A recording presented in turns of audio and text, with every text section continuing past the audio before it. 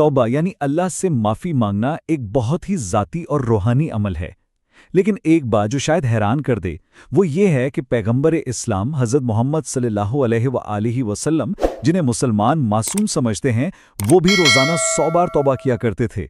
تو آئیے مل کر اس روحانی عمل کی گہرائی کو سمجھتے ہیں۔ 100 یہ صرف ایک عدد نہیں ہے، یہ ایک حیران کن تعداد ہے نا؟ یہ اتنی بار ہے جتنی بار نبی اکرم صلی اللہ علیہ وآلہ وسلم ہر روز، جی ہاں ہر روز اللہ سے بخشش مانگا کرتے تھے۔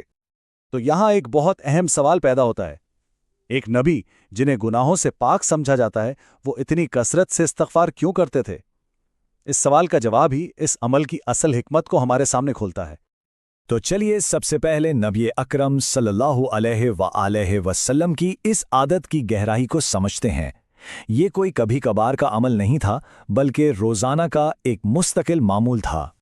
صحیح بخاری کی ایک حدیث میں آپ صلی اللہ علیہ وآلہ وسلم خود فرماتے ہیں، اللہ کی قسم میں 70 مرتبہ سے زیادہ اللہ تعالیٰ سے بخشش مانگتا ہوں اور اس کے سامنے توبہ کرتا ہوں۔ ذرا سوچئے، 70 سے بھی زیادہ بار ہر روز۔ اور صحیح مسلم کی ایک روایت تو اس تعداد کو اور بھی واضح کر دیتی ہے۔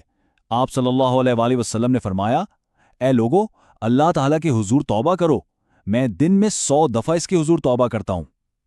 یہاں تعداد بالکل صاف ہے، 100 بار۔ تو اب واپس اسی سوال کی طرف آتے ہیں کہ آخر ایسا کیوں تھا؟ اس کا جواب صرف گناہوں کی معافی سے کہیں زیادہ گہرا ہے۔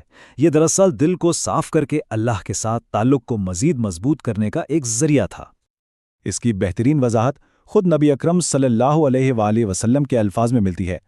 آپ نے فرمایا، میرے دل پر پردہ سا آ جاتا ہے اور میں دن میں 100 دفعہ اللہ تعالیٰ سے بخشش مانگتا ہوں۔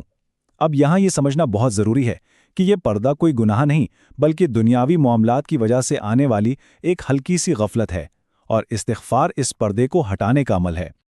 تو اس سب کا مطلب یہ ہوا کہ یہ عمل اللہ کے ساتھ ایک مستقل اور خالص تعلق قائم رکھنے کے لیے تھا۔ یہ ایک طرح کی روحانی صفائی تھی جو دل کو دنیاوی معاملات کے گرد سے پاک رکھتی تھی۔ تو استغفار کا مطلب صرف گناہوں کی معافی سے کہیں بڑھ کر ہے۔ اسے ایک روحانی عمل سمجھیں، بالکل جیسے کسی آئینے پر جمی گرد کو صاف کرنا۔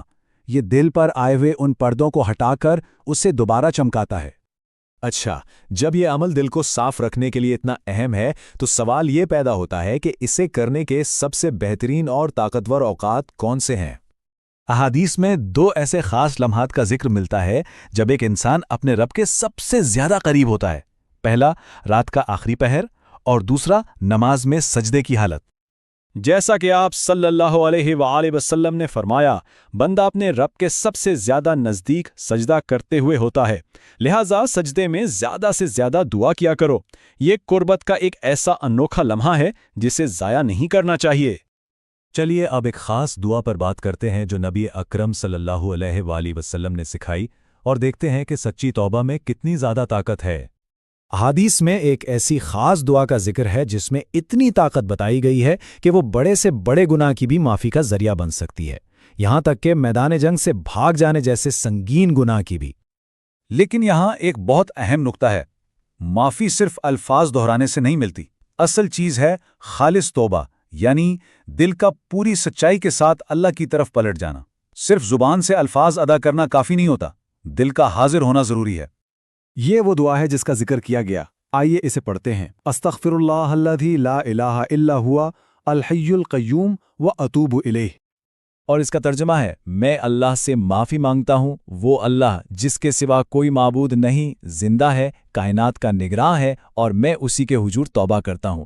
اس کے الفاظ میں اللہ کی عظمت کا اقرار اور اپنی واپسی کا عہد دونوں شامل ہیں۔ تو اس سارے سفر سے ہم نے کیا سیکھا؟ آئیے چند اہم ترین اسباق کو ایک بار پھر ذہن میں تازہ کر لیتے ہیں۔ تو سب سے پہلی بات، توبہ ایک مسلسل عمل ہے، روحانی صحت کے لیے ایک روزانہ کی مشق۔ اس کا اصل مقصد گناہوں کی گنتی کرنا نہیں بلکہ دل کو سیکل کرنا اور اللہ سے تعلق کو مضبوط رکھنا ہے۔ ہم نے یہ بھی جانا کہ رات کا آخری پہر اور سجدے کے لمحات اس کے لیے بہترین ہیں، اور ہاں، یاد رکھنے کی سب سے اہم بات، الفاظ سے زیادہ دل کی سچائی معنی رکھتی ہے، اور یہ کہ اللہ کی رحمت اتنی وسیع ہے کہ کوئی گناہ اس کی معافی سے بڑا نہیں۔ اور آخر میں ایک سوچنے والا سوال، آج کی اس دنیا میں شکل ہو سکتی ہے،